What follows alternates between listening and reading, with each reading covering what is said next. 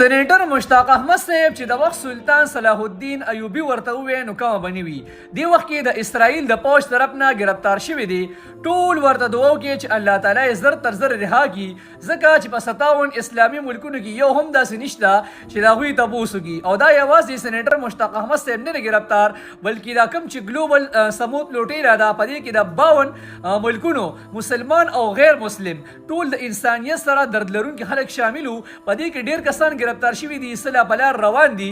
دې وخت کې د اسرائیل لپاره د شرم مقام دی چې دا ایډز لپاره روانو، د غزا را امداد لپاره روانو. دې سره چې کوم امدادي سامان و هغه هم د ټول پټ کړی دي، مشران یې ګرفتار کړي دي.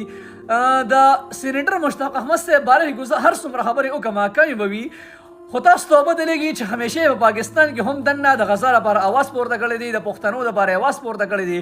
او خصوصا تاسو ته به یاد شي چې یو پیری په اسلام آباد په مارچ کې یو افسر ورته ویلو که تا کې دومره غیرت وي او دومره د په انسانیت در پړه کې پروت دی نو لاړ شه غزا ته لاړ شه. نن هغه غزا ته هم لاړو، هلته د اسرائیل د پوج د لاس نه ګرفتار شوي دي.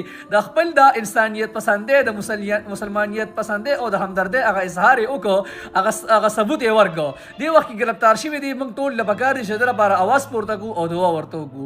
ټول ورته دعا وکړي، زما پر خبره باندې امین ولیکئ، یا الله د خپل طرف نه غیبي امداد وکړي او دا څومره خلک چې ګرفتار دي دا زر ته زر رها کړي، خصوصا زمونږ مشر سېنیټر مشتاق احمد صاحب. امین.